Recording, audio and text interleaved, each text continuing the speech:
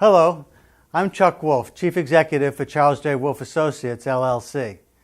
As a motivational speaker and a leadership consultant and executive coach and trainer, I often work with very successful people in their companies. Since many can't afford a professional, I volunteer to host a radio talk show called The Emotion Roadmap, Take the Wheel and Control How You Feel, on a nonprofit community radio station in Bridgeport, Connecticut, WPKN. My reason for doing the show is to share with as many people as possible this wonderful process for helping people manage their own emotions and their relationships with others. My goal is for everyone listening to learn to use the Emotion Roadmap to make life better. As you listen to me, help others, I hope you are also learning. As a Simsbury resident, I'm delighted to be able to make the show available through Simsbury TV. To learn more, go to my website, www.emotionroadmap.com. Thank you for listening and watching. And this is Chuck Wolf. You're listening to the Emotion Roadmap, Take the Wheel and Control How You Feel. It's just a pleasure to see my friend, Carl Frano, just going out the door, enjoying this lovely day. Is it lovely outside? Yeah, it's beautiful out. Oh, nice. Yeah, it's actually spectacular. It's one of those 10s, I think, another nice day, yeah. Have a great show. Thank you, Carl. See you in August? Yeah, I'm here the first and second Wednesdays of the month these days. Okay. Take her easy, Carl. So if you have something you want to call me about, the number is 203-336-9756. The show's The Emotion Roadmap. Take the wheel and control how you feel. Take the wheel and control how you feel. So one of the things I'd like to start with today is, first of all, just saying thank you to everybody that tunes in. I want to thank everybody that is a fan of the show and has nice things to say about our show and about WPKN. And we just finished our fiscal year, and we're finishing in really good shape, thanks to a lot of efforts from a lot of volunteers. I'd like to thank all the volunteers, and like to thank the board of directors and our general manager, Steve DiConstanzo, who's hopefully enjoying a lovely vacation in Provincetown. Hope you're having a great time, Steve, in case you're listening. And I just want to welcome everybody to the show who might be a new listener. The show's all about community strip, where community members, you and anyone else that might be listening, calling in with something that might be challenging you, that might be upsetting to you, might cause you some uncertainty, some doubt. It's all about a show where I take what I've learned about emotional intelligence, the science and the art, after years of being a therapist, after years of being a leadership consultant and an executive coach, and I want to make it come alive for each of you that are listening.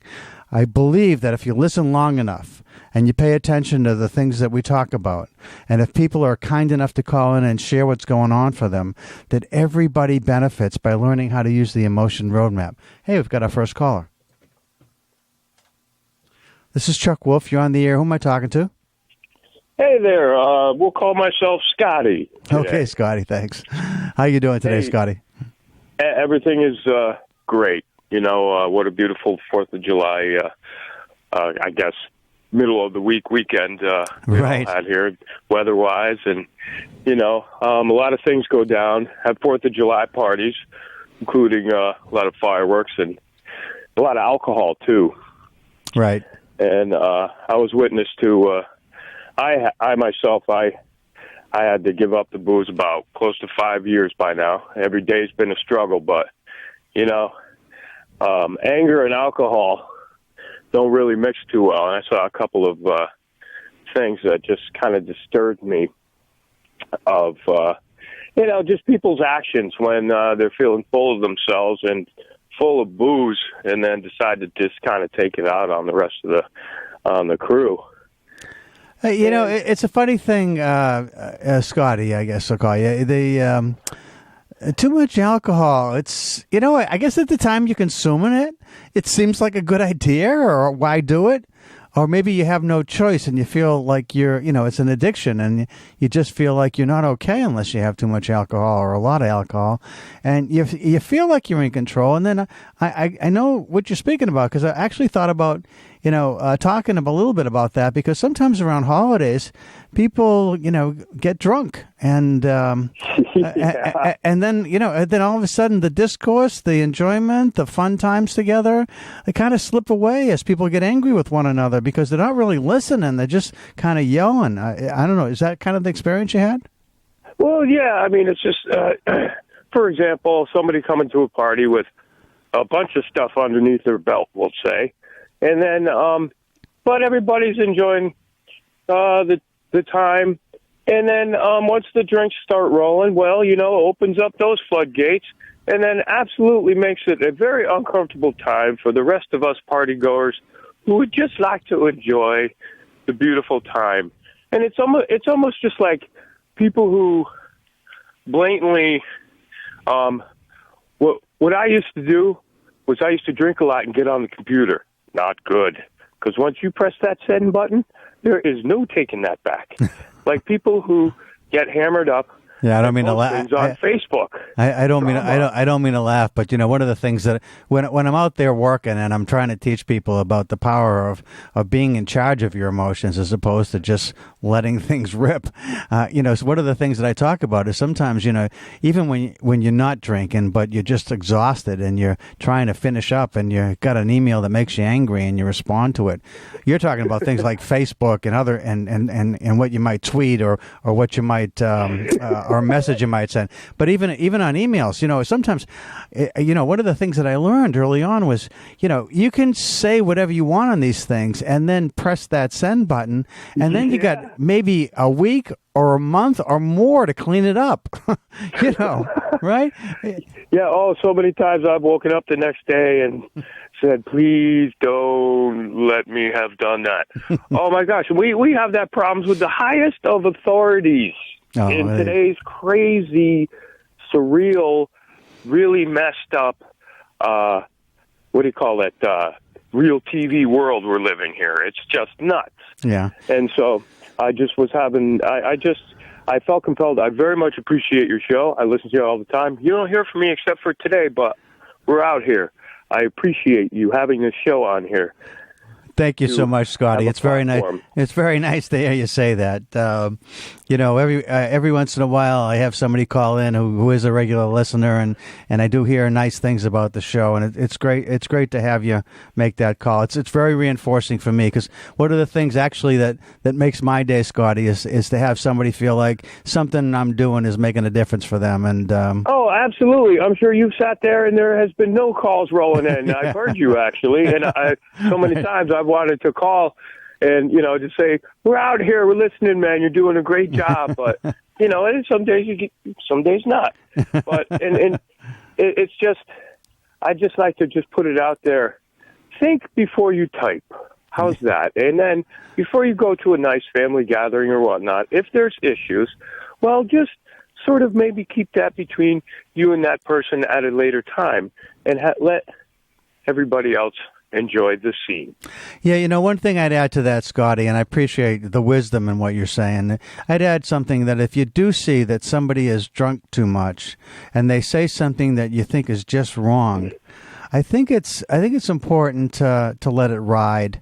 To the extent that you can. I mean, there's things that you can't let ride sometimes, but to engage them when they're off, and they're off because of what they've been doing, whether it's drugs or alcohol, you're just kind of looking for trouble. Absolutely. I actually read something this morning that I wanted to share anyway in the show. It was, there's a fellow in my field in emotional intelligence. The guy's name's Dan Goleman. And Dan's one of the guys that I follow on Twitter because I do pay attention to Twitter. It's not something I look at a lot, but I do pay attention to it. And Dan had something on about attunement. He says it's when you get past just a moment of empathy and you really spend time trying to really understand another person, really focusing on another person. And what you're looking for is rapport with that person. And sometimes if you catch that person that they're off, I mean, you think that you might understand that somebody gets drunk a lot or somebody says a need to drink a lot and you just think that they're trouble. That's one thing. But if they're part of your family and you can't really avoid them, then part of what you have to really spend time trying to, the best you can, understand who they are and whatever you might do to be helpful to them and to helpful to the people that they're closest to. So you try to manage it as best you can. And I hope everybody, to the extent that they're capable, tries to drink less and just enjoy more what's going on around you. And I like the idea of attunement, which is if you're really having trouble with somebody that's part of the group that you hang out with, whether it's for a friend or a family member, try harder maybe to be attuned to them and to develop a rapport with them. So maybe you can help them out a little bit when they're feeling really tense and they need to drink more maybe than they should. So anyway, that's my thought. Absolutely. I mean, as a friend, you sometimes have to step in as a babysitter and to be the third party of like, okay, everybody, listen.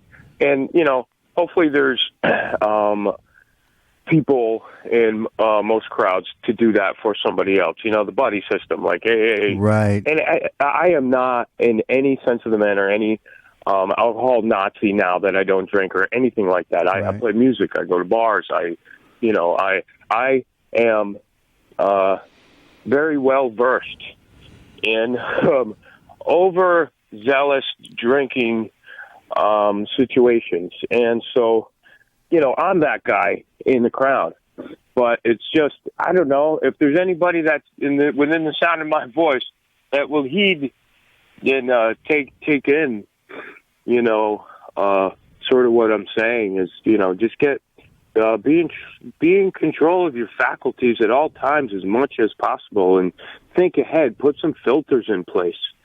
That's one thing that I had a problem with was filters. Things that would just come flying out of my mouth, exactly what was on the top of my mind at the moment. And it's a sense of, it really comes with age, though. I like. It's taken me a while to get to where I am right now, 45 years, in fact. Yep. And so that, just think before you do.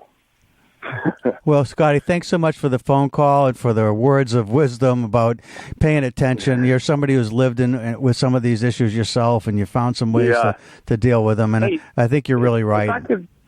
If I could also interject in within my conversation here. Long live WPKN. WPKN is the soundtrack to my life. I have it on every single radio in my house, in my little wacky transistor radio places. And with this show and the music that I have heard and been turned on to and the people, I mean, Harry Mina is just, I am elated when I hear him come on the air and his wisdom as well. And I'm not going to say sarcasm, but his sense of humor, just his wit. And so I just want to say thank you, WPKN, and right on. That's it. Thanks so much, Scotty. A wonderful way to end. And happy July 4th to you. And thanks for the call and for the kind words about WPKN, about my show. Appreciate it. And carry on, sir. Thank you. Take care now. Over and out. Bye-bye. Well, that's a lovely way to begin. I want to thank Scotty for calling in. Anybody else? 203-336-9756. 203-336-9756. That's the number. And we're at the station, and we're enjoying the emotion roadmap. Take the wheel and control how you feel. How do you do that, actually? How do you take the wheel and control how you feel? So another thing I was looking at today, and this also just interestingly came from Twitter, and it was an interview with a man named Howard Gardner. And Howard Gardner is this brilliant psychologist at Harvard. And I was fortunate. I had a chance to go to Harvard Graduate School of Education, and I got to meet Howard Gardner. And he was being interviewed, and he was talking about lifelong learning. And he said, he's created the blog on lifelong learning. And I'm sure you can look it up and just go to Howard Gardner, not Gardner, but Gardner, Gardner. Howard Gardner of Harvard. I'm sure you can probably find his blog. But he's writing about lifelong learning, and he wrote about what the ancient Greeks, when they first wanted to educate. They said, what are the key questions that we have to ask ourselves? And the questions was, I mean, well, you tell me what you think. I think the questions are so relevant today, in the world that we live in today. It is, what is truth? What is really truth? What is beauty? And what is good? I mean, don't those questions sound really relevant for today? I mean, I believe they are. I think what is truth is incredibly important. What is beauty and what is really good? And as part of that, civility was a part of it as well. How do we be civil to one another? I actually had a note. I was looking at something and on the WPKN website, and there was a quote from somebody that said that Chuck drives me crazy was the quote, and I think the quote was about sometimes I try to get people to look past differences, the obvious ones of politics, but there's religion, there's liberal, progressive, conservative, libertarian. There's all kinds of things where we might disagree. And I encourage people to try and be civil with one another, even when they do disagree. And it's so hard in today's world. And, you know, when we think about these questions, what is truth? What is beauty? What is good? Boy, I think those are great questions to be talking about, but in a civil way, right? What do you think? What do you think?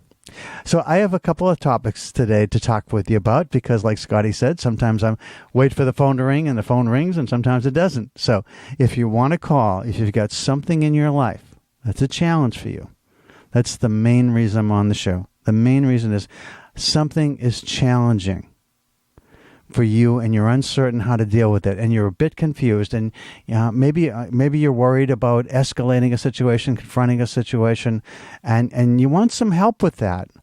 The idea of taking the wheel and controlling how you feel is to get more certainty, is to become more clear. When people are stuck, when smart people are stuck, good problem solvers, good critical thinkers, I have found when people who are really bright are stuck, it's almost always because something emotional is happening in their lives. And the show, the Emotion Roadmap, is designed to help you to go from feeling uncertain to feeling confident. To help you from being scared to being calm. So it's not just one emotion to another. It's like understanding how an emotion we might be experiencing isn't helpful in our present situation based on what we're trying to get done, and asking ourselves, what would be ideal to feel? What would be better to feel? What would be more useful to feel? And if we can figure that out, and I try to help you with that, if I can help you with that, then what happens next? What happens next is, in helping you with that, we now explore about what are the ways to get from what you are feeling to what would be ideal to feel. And in doing that, we come up with options for you that sometimes it feels like magic happens, and we create an option that for your situation, for your specific situation, that's designed to help you to feel like you now have a clear, unequivocal plan and some hope for your situation. Now, what situations lend themselves to that? Almost anything, really. Anything where there's some emotion in play. But typical ones are difficulties with relatives, a problem with a boss, or as the boss, maybe a problem with a peer of yours, somebody you work alongside, or somebody who works for you. If you're an owner of a company, perhaps you've got something going on with a customer that you're uncertain about how to proceed with. Or maybe there's too much pressure and you're feeling overwhelmed. Maybe somebody really disagrees with you in something, in an important issue that you're unclear how to resolve and move forward with. I can't promise you a solution, but I can promise you some insight into what the emotions are that are at play, and I can find ways to help you to think about what you might want to feel that's different than what you are feeling. And that in itself might help guide us to find a possible alternative solution to anything you might be thinking of. that's going to help you out. And in helping you out, when you call in with a specific situation in mind, and I use this emotion roadmap to help guide you, everybody learns about how to use the emotion roadmap. And that's the real design of this show. So I'm hoping if you've been listening, like Scotty has and others who've been listening, I've been on now 7 years or so. So if you've been listening regularly, hopefully you'll learn how to use this yourself. And that is when you start to feel something and you know that the feeling isn't helpful, that you ask yourself, wait a minute, I recognize that this feeling isn't a good one for what I want to get done. What would be better to feel? And how do I get there? And that's what the emotion roadmap's about. So, if you got something going on in your life, you'd like to share it, hopefully I can help you with it. And as I'm helping you, everybody who's listening is learning about how to use the emotion roadmap in their own lives. Because, folks, one of the things that struck me many years ago when I was learning about how to be a therapist, I learned about a psychologist, a famous psychologist named Harry Stack Sullivan, who said that, one of the things that is concerning to many of us is something he called the delusion of uniqueness. It's like we're the only one having this problem. How could anybody else possibly know what I'm feeling? Well, the truth is, folks, many of us have had some similar feelings to all the other people out there on the planet. Now, maybe for different reasons, but who hasn't been depressed at one time or another? Who hasn't been really enraged or really angry? Who hasn't been really hurt or embarrassed or you even humiliated?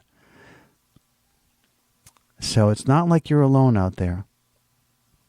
And so if you have something going on and you'd like to share it, the number to call is 203-336-9756. And I'll give you a minute to do that if you like.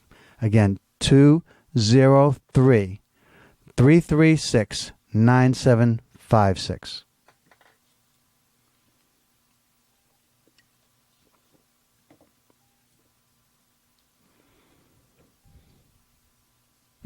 I thought since Scotty called, I was going to get a lot of calls today. Maybe not.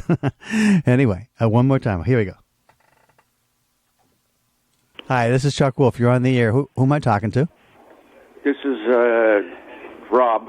Rob, how are you doing, Rob? And what can I do for you today? I was just wondering about how to. I am out of I was in a toxic relationship at work with a bully for a boss, and my wife is in a similar situation at her workplace, and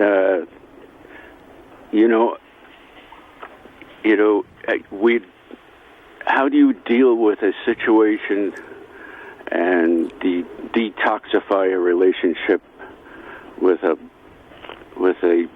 bully for a boss, basically?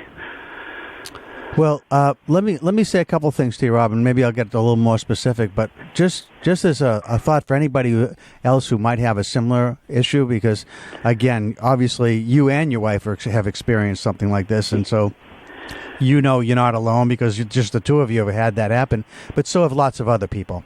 Yeah. And a lot of people get stuck because, many times you might even like the job, you might like the company, you just don't like the person you're working for because they act like a bully a lot of the time. Yes, that's exactly. You hit the nail on the head. So what do you do? How do you compensate for that? So let me give you some general information that I think might be useful outside of this conversation you and I are going to have, and that's that one of the most popular interviews that I've done, because sometimes I don't have call-ins, I have interviews, has been a conversation with a man named Andrew Faas, and the guy's name is spelled Faas. And if you, I don't know, not everybody's familiar with technology, but if you have access to the ability to go to the WPKN website and click on podcast, you can find the Emotion Roadmap. And one of the most popular shows that I've done is something called The Emotion Revolution in the Workplace. And it's a conversation with Andrew Faas, who is right now, he's got a foundation going and he's really an interesting guy. He was actually a bully himself at one time in the workplace. He made a lot of money, I guess, and was very successful, and then got bullied himself. to the place where it was really, really painful for him, and he chose to dedicate the rest of his life to kind of eradicating bullying in the workplace. And the interview is all about the steps and the ideas he has for how people can address this stuff. So, I strongly encourage you, if you can get to SoundCloud or iTunes if you have it, or Stitcher. It's on all those things, but I'd go through the WPKN website and click on podcast and look for the Emotion Revolution in the Workplace. And you can just look at you look at my playlist for Emotion Roadmap, and you can hopefully find it. If you don't, I'll make it easy for anybody else that wants to know how to do this. If you got a pencil handy or something you can write something down with, or even Yeah. Okay. Go ahead. So if you want to email me, and just with the request for that link, I can send you a direct link, so it's easier than trying to find it through the. Sure. And so my email is cjwolfe@cjwolfe.com. So it's CJ Wolf with an E at cjwolf.com. Okay, got it. Okay, so if you can find it, fine. But if you want to email me, and anybody else too that's listening, would like to know how to get to that.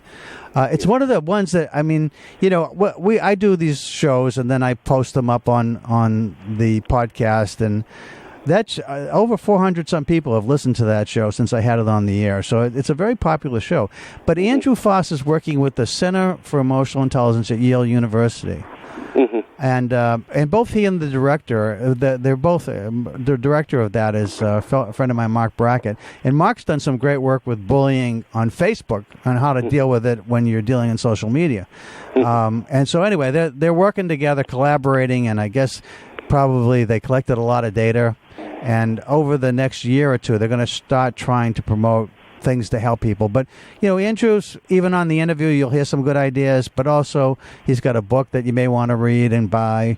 But specifically the way to handle it, like let's that's great outside of this, but the feelings that you have are things that I can help with right now on the phone. That's the idea of the Emotion Roadmap. So one of the things that the Emotion Roadmap does, in terms of how it helps, is to have you look at how you're feeling and how you want to feel.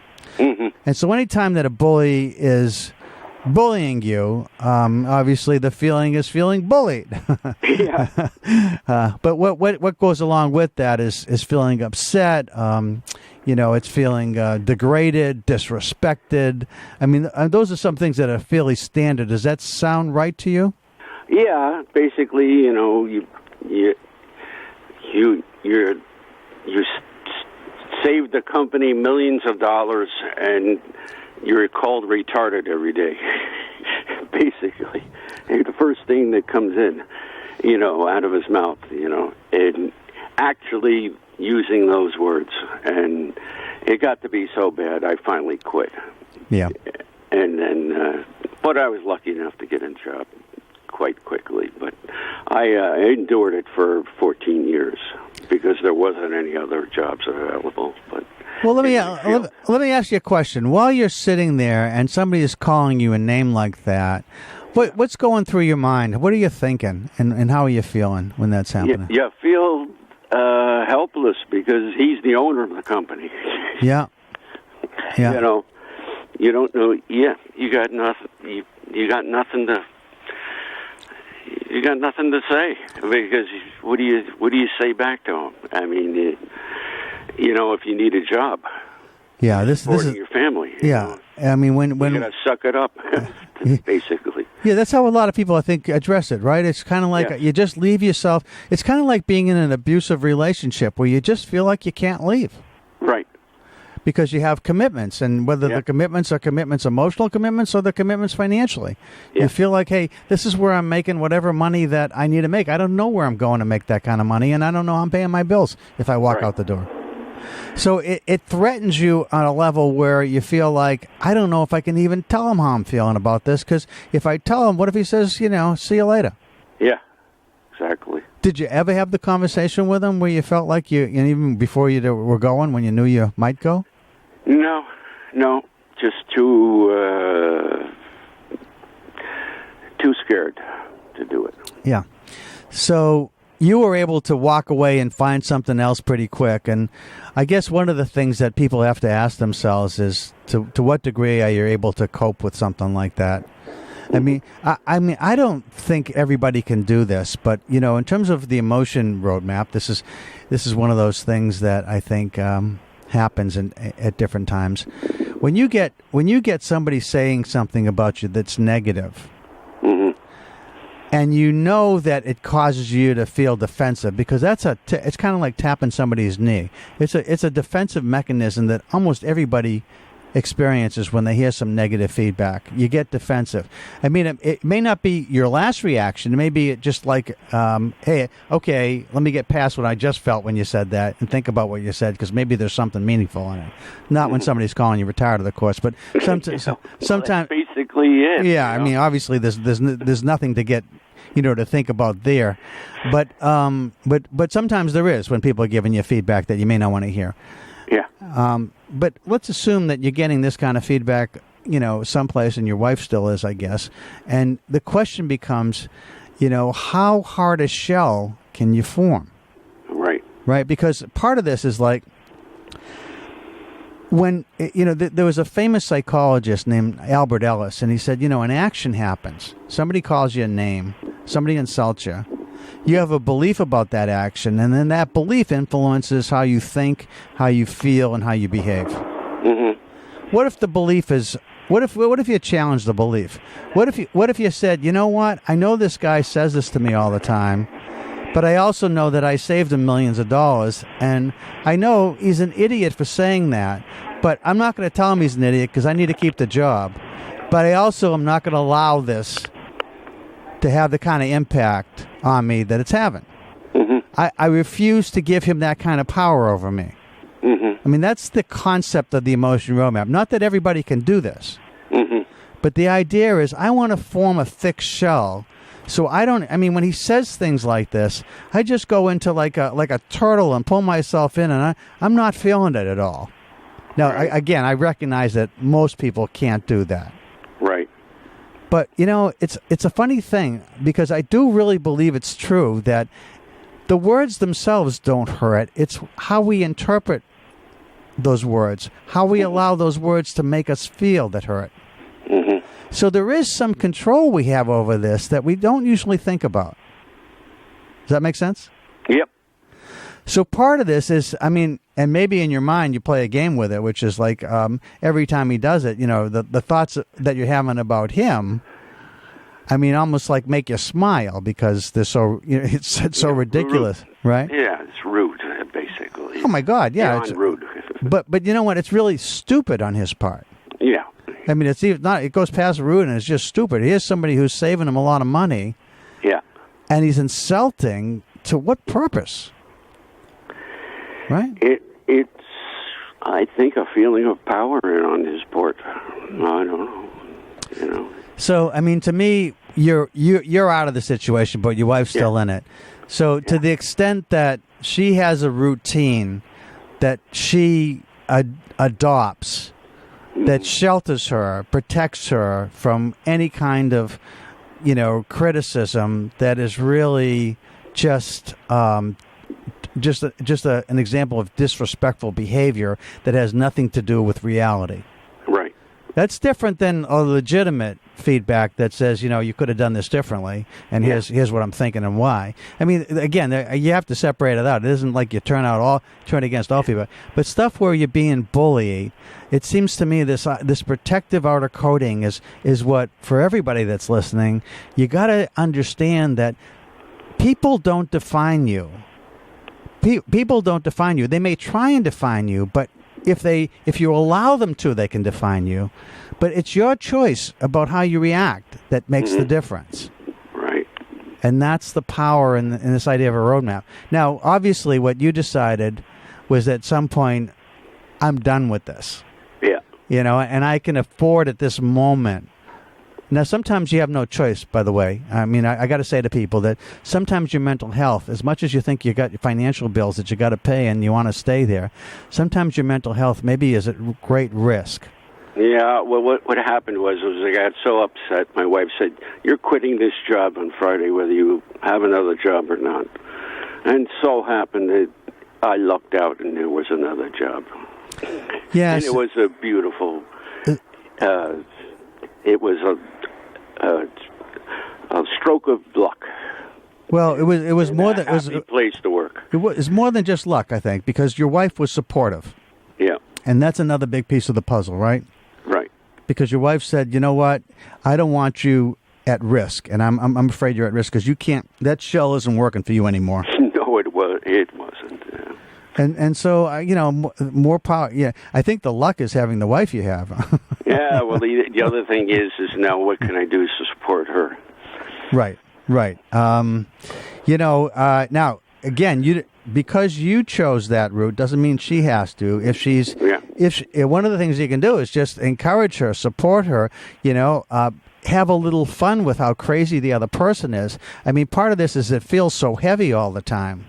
Yep. These kind of conversations.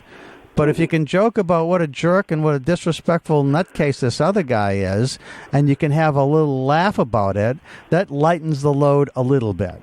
Yep. But mostly, if you can encourage her not to allow herself to be defined by somebody who's this obnoxious, why give that power to somebody who's such an ass?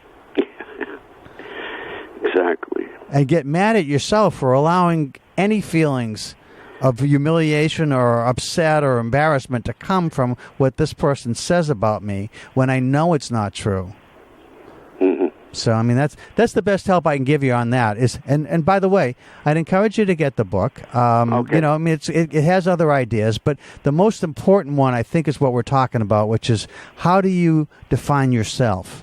Right. One of the things I had to learn a long time ago in the work that I do is that not everybody's going to be a fan. And if I get somebody that's not a fan, sure, I mind that they're not a fan, that I didn't reach them. But if I know I've done a good job and they're upset because of something going on inside of them, I don't let them impact me the way it used to. Mm-hmm. Because I've just done what I just told you about. I had to learn how to create that shell that said, look, if somebody's got something legitimate to say to me, and I recognize that, hey, I could have done that better, and they're right, thank you very much for the gift of the feedback. Seriously, that's the way I want to address that. Mm-hmm. But if you're just calling me out because you don't like the fact that I'm saying, hey, we should, and this is the case here, sometimes I'm saying we should be civil to one another even when we disagree, and how crazy so many people are with the polarization today. Some people get upset by me saying we should be civil to each other when there's no reason to be civil. Well, I don't agree. Right. And that might make you a little crazy, and I'm sorry about that, but I just think civility is like, it's kind of like a foundation for me. Yes. So anyway, so I think hopefully that's helpful to you, Rod. Oh, yeah. Yep. Okay. Excellent. And then I'll get that book. Okay, and if you want the link to the radio, again... I'll look it up. Okay, great. Good talking to you. Yep, thank you. You betcha. Bye-bye. Take care. Bye-bye now. Okay, great. So a couple of good conversations. Thanks, folks. Anybody else want to call? We got some time. 203-336-9756. 203-336-9756. So the couple of topics we've talked about already is drinking on the holidays and drinking at a party or drinking a little too much or maybe way too much. And how do you handle that? And how do you be smarter than that if it's you that's been doing the drinking? But if you happen to be there and be witness to it, what are your strategies? And also, what happens when you get bullied at work and you're in a toxic environment? How do you deal with that? So those are two really good conversations for the emotion roadmap. And again, the concept is, how are you feeling? How do you want to feel? How do you get from how you are feeling to what you want to feel? And so we're talking about that in the ways that we're addressing those two different situations. So again, the number is 203-336-9756.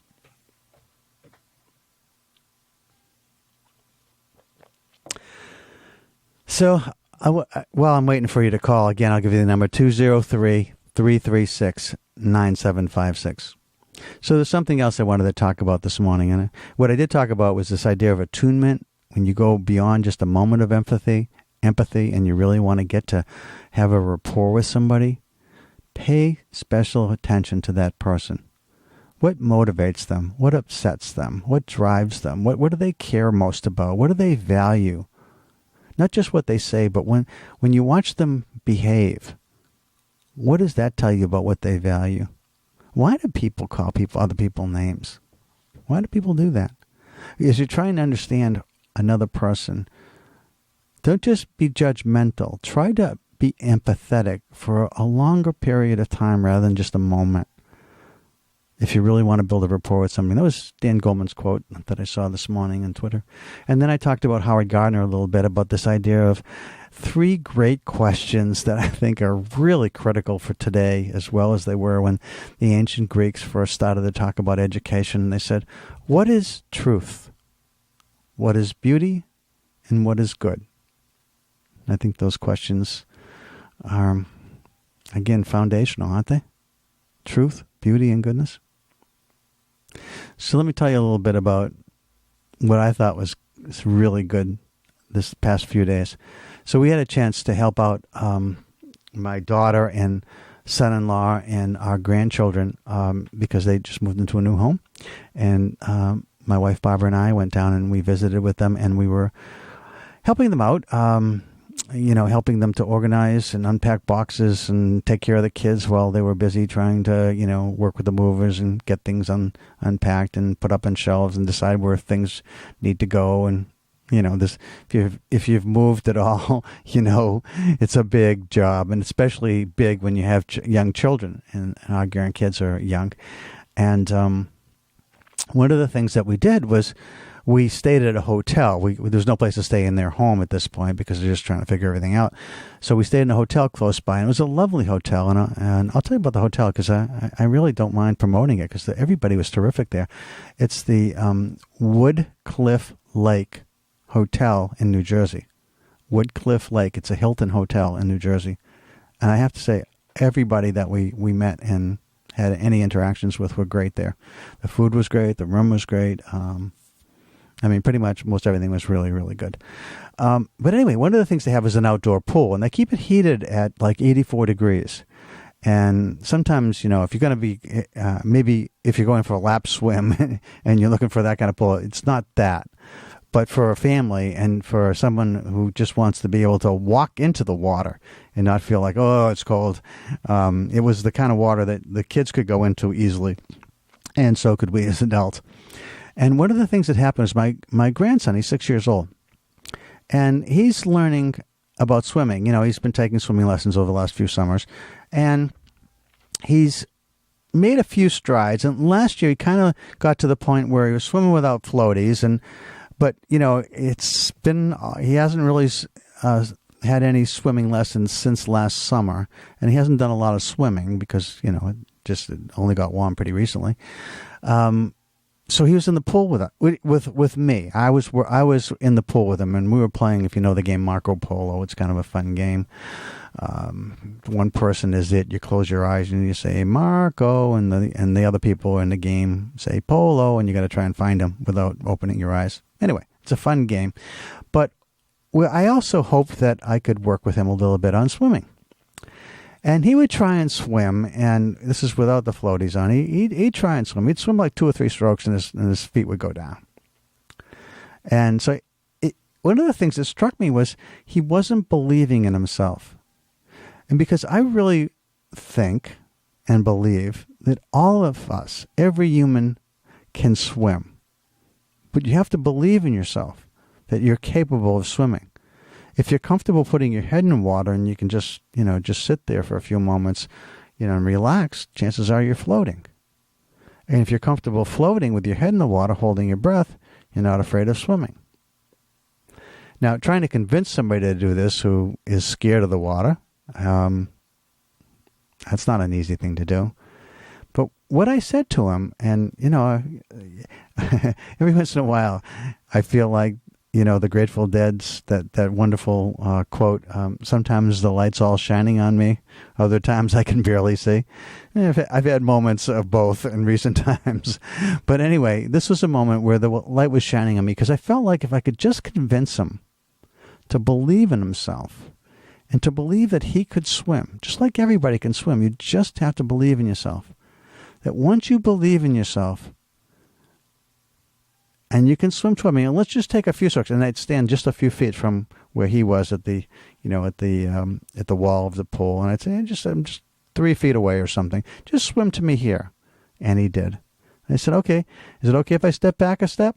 He said, okay, yes, because it's competitive, and he wanted to do better, and so I stepped back a step. And I said, okay, swim to me here. Just keep believing in yourself, and he did, and he kept swimming farther and farther. And then I wanted him to swim across the pool, and he couldn't quite make across the pool. But then I actually was playing with my granddaughter for a moment, and he on his own swam across the pool. Just once, but he knows he can do it. And I thought to myself, there are so many times when so many of us are frightened about diving in the pool and believing we can swim. But it isn't about swimming right now. What I want to say to all of you who are listening is that sometimes there are moments when what matters most is our ability to believe in ourselves, is in our ability to believe in ourselves, or maybe in somebody else believing in us. I mean, if you listen to the person who just called, he says, Rod, if you listen to him, one of the things that his wife said was, you know what? You're not going back into that environment whether you have a job or not. I remember there was a big layoff in the company I worked with many years ago, and I was one of the people in that spot where I was getting laid off, and I was approached by the company, and they said something to the effect that, you know what, Chuck, if you want to stay, we're allowing a few people to stay. We can't promise you the same grade level or the same salary, but there are a few of you that we're making this available in case you want to stay in the company. And I thought to myself, you're giving me a really good severance package now because I was an executive in the company. What's the say I'm going to be an executive next year, and you decide again that this is an area you're going to lay off? I think I'm good with the severance package. Thanks anyway. But part of that was because I also had a spouse, my wife Barbara, who believed in me and believed I was capable of earning as much or more, and that the severance package would allow me to go off and actually fund the beginning of my own consulting business, which it actually did. But so much depends on the idea of believing in yourself and having others believe in you. So I wanted to share that story with you because I watched it with him, and I also didn't push it. I said, after he got tired, there's a certain point where the learning has to you take a break. Okay. I'd say to him when he tried to swim back, I'd say, okay, walk back, save your strength for when you're trying to come across again. And then afterwards, I said, okay, well, he wanted to play this Marco Polo game. I said, okay, we'll put your floaty on and we'll play Marco Polo. And the learning was over, but the learning had been powerful, and he won't forget it. He's actually starting swimming lessons back up again tomorrow, and he's going to go into that swimming lesson knowing that he can swim. He can't swim that far yet, but he can swim. He can keep his head above water. He can get his arms out of that water. He can kick and cause the waves to splash. He can do it. So I encourage all of you who are listening to be more about believing in yourself and believing in those you care most about. Whether it's somebody at work that's, somebody that you want to help to realize whatever potential they have in the workplace, whether it's a child at home, about school and about grades, whether it's about relationships. Just part of this is really believing in yourself that you're capable of forming a good relationship, that you're capable of learning new skills, whether they're in mathematics or they're in gymnastics, that whether you believe in your ability and you have other people who believe in you. How powerful is that? So, I've had an interesting show today in terms of the kind of things we talked about. I've got a little bit more time. Time for one last call if anybody wants to call. 203-336-9756. 203-336-9756.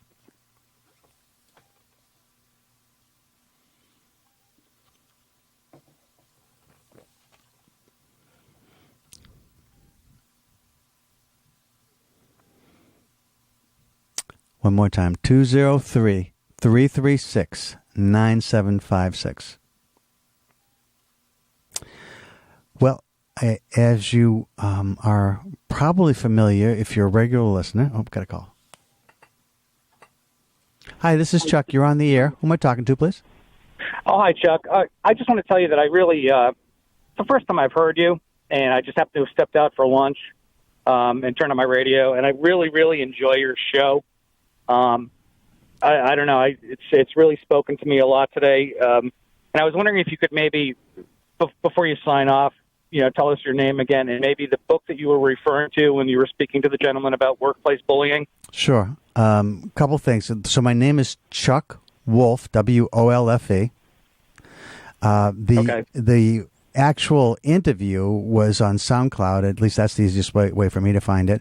And it's called the Emotion Revolution in the Workplace. And I think that's the same title of the book. I know I say the name of the book in the podcast, but if you want to email me, I'll give you my email again in case you don't find it that way, and I can get the book title for you. But anyway, it's Andrew Faas, F-A-A-S, and the Emotion Revolution in the Workplace. He's written a couple of books about this, and he also has a website too that you can go to. So if you look him up, you'll find the book as well. But if you want to email me, it's cjwolfe@cjwolfe.com. And I didn't get your name, but you don't have to give it. But I just want to say thank you very much for the phone call, and hope you get to listen again. Okay, thank you very much, Chuck. You betcha now. Bye-bye. Bye-bye. Okay, that's great. So the times I'm on are 12 to 1. I'm part of this community strip at WPKN. That's on 12 to 1 p.m. from Monday through Friday. There's different people on at different times. Mostly this is about emotional and mental health on Wednesdays, with the exception of the fifth Wednesday of the month. But mostly it's about, there's LGBTQ on the fourth Wednesday, and there's Kathy on the third Wednesday, and on the fifth Wednesday, Kevin on Digging in the Dirt. But I'm on the first and second Wednesdays of the month from 12 to 1 p.m., and the show's called The Emotion Roadmap. Take the wheel and control how you feel. And I'm Chuck Wolfe. So it's been a pleasure being with you today, and I want to thank the phone callers and for the kind words about the show and about WPKN and how much people enjoy listening. It's a wonderful place to be, and I know that all of you who are listening know that already. But we're so glad to be able to be here, and again, we had a really good year. And I also want to say a shout out to the fans that I have.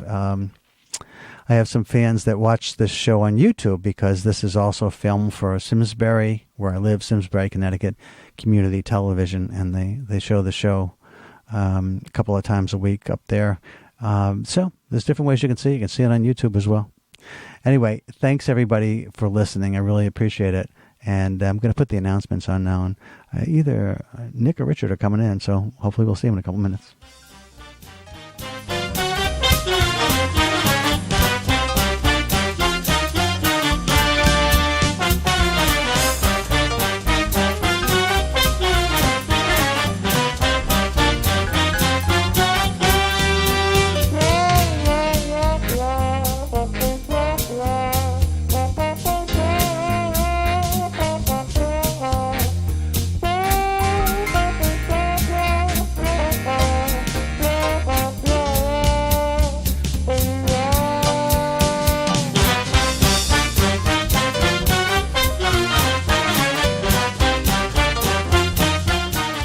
Funding for Simsbury Community Television is provided in part by contributions from viewers like you. Thank you.